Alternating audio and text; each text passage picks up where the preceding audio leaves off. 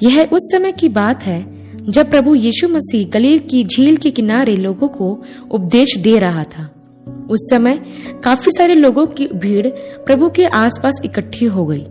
तब प्रभु यीशु मसीह झील के किनारे खड़ी एक नाव पर चढ़कर बैठ गया और लोगों से कहा कि एक बीज बोने वाला बीज बोने के लिए निकला।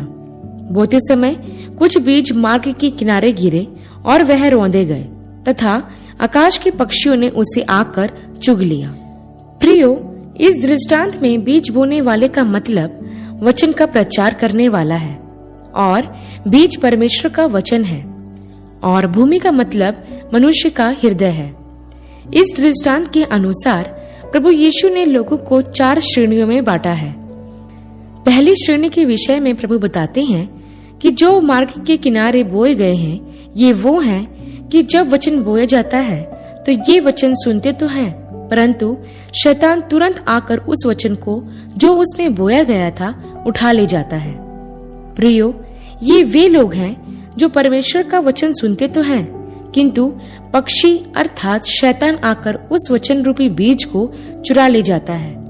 ये लोग वचन को एक कान से सुनकर दूसरे कान से निकाल देते हैं। ये लोग कभी भी वचन को गंभीरता से नहीं लेते हैं। वे सुसमाचार को सुनते तो हैं, परंतु समझते नहीं हैं। ऐसा इसलिए नहीं कि वे समझ नहीं सकते, परंतु इसलिए क्योंकि वे समझना नहीं चाहते। शैतान ऐसे लोगों के जीवन का फायदा उठाकर परमेश्वर के वचन को उनके जीवन से छीन लेता है। ऐसे बहुत से लोग हैं जो हर संडे चर्च तो जाते हैं और पास्टर के द्वारा सामर्थ्य वचन को भी सुनते हैं, लेकिन ये लोग उनके जैसे हैं जिन्हें आकाश के पक्षियों ने चुग लिया था। ये लोग परमेश्वर का वचन इसलिए नहीं समझ पाते हैं क्योंकि इसका मुख्य कारण है उनका मोबाइल।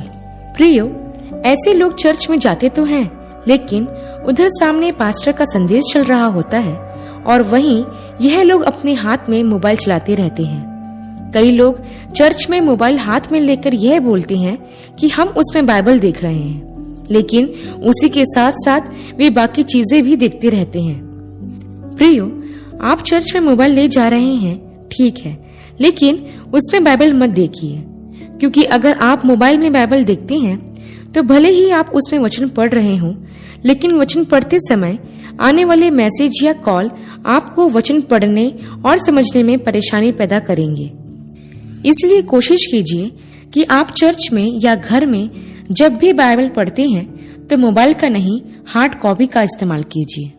इसके साथ ही प्रियो, मैं आपको बताना चाहती हूँ कि क्यों पक्षी अर्थात शैतान आकर वचन को चुरा ले जाता है। उसका कारण है वचन पर ध्यान न देना। आपने देखा होगा, यदि चर्च में वचन के समय किसी का मोबाइल बजता है तो वह चर्च के बीच में से वचन छोड़कर वो कॉल को अटेंड करने चला जाता है। यही नहीं, अगर कोई चर्च में से उठकर बाहर जाता है तो लोग वचन सुनना छोड़कर उस जाने वाले व्यक्ति की ओर देखने लगते हैं। उनका ध्यान वचन की ओर ना होकर या तो मोबाइल में या तो आने जाने वाले लोगों में लगा रहता है। यही कारण है कि शैतान उनके अंदर से वचन रूपी बीज को चुरा लेता है। आगे हम देखते हैं प्रियो, प्रभु बताते हैं कि बीज बोते समय कुछ बीज पथरीली भूमि पर गिरे, जहां उनको बहुत मिट्टी ना मिली और मिट्टी ना मिलने के कारण वे जल्दी उग गए और जब सूर्य निकला तो वह जल गए और जड़ ना पकड़ने के कारण सूख गए। प्रभु कहते हैं कि यह वे लोग हैं जो वचन सुनकर आनंद से तो ग्रहण कर लेते हैं, परंतु अपने अंदर जड़ ना रखने के कारण वे थोड़े ही दिन के लिए रहते हैं और जब वचन के कारण उन पर क्लेश आता है तो वे तुरंत ठोकर खाते हैं। प्रियो, पथरीली भूमि ऐसे लोगों का चित्रण करता है जो परमेश्वर के वचन को बड़े ध्यान से सुनते हैं। प्रचारक को भी ऐसा लगता है कि उसके द्वारा बोला गया वचन सफल रहा, क्योंकि आराधना के पश्चात काफी सारे लोग आकर पास्टर को बोलते होंगे कि पास्टर साहब, आज का वचन बहुत अच्छा था, हमें आज के वचन से बहुत आशीष मिली। अर्थात वे आनंद से प्रभु का वचन ग्रहण तो करते हैं, लेकिन वो उस वचन को अपने अंदर ज्यादा समय तक बनाए नहीं रख पाते हैं, क्योंकि इन लोगों की जड़ मसीह में गहरी नहीं हो पाती है। इस दृष्टांत में सूर्य मसीहों पर आने वाले क्लेशों को दर्शाता है, क्योंकि हम ऐसे लोगों को देखते हैं जो अपने आप को विश्वासी तो कहते हैं और वचन भी सुनते हैं, लेकिन जब थोड़ा सा भी क्लेश या सताव आने लगता है तो वे अपने प्राणों को बचाने के लिए तुरंत प्रभु यीशु मसीह का इनकार कर देते हैं। प्रियो, मैंने ऐसे कई लोगों को देखा है जिन्होंने सुसमाचार सुना है और प्रभु पर विश्वास भी किया है, लेकिन लोगों के डर से उन्होंने अपनी पुरानी जिंदगी जीना शुरू कर दिया है। ऐसा इसलिए हुआ क्योंकि उनके हृदय रूपी भूमि पथरीली थी, जिसमें जब वचन रूपी बीज बोया गया तो वह जड़ ना पकड़ सका। प्रियो, कहीं आपका हृदय तो ऐसा नहीं है? आगे हम देखते हैं प्रियो, प्रभु यीशु मसीह कहते हैं कि कुछ बीज झाड़ियों में गिरे और झाड़ियों ने बढ़कर उन्हें दबा डाला। तब प्रभु यीशु मसीह इस दृष्टांत का अर्थ बताते हुए कहते हैं, जो झाड़ियों में बोया गया यह वह है जो वचन को सुनता तो है, परंतु इस संसार की चिंता, धन का धोखा वचन को दबा देता है और फल नहीं लाता। प्रियो, यह वास्तविकता है।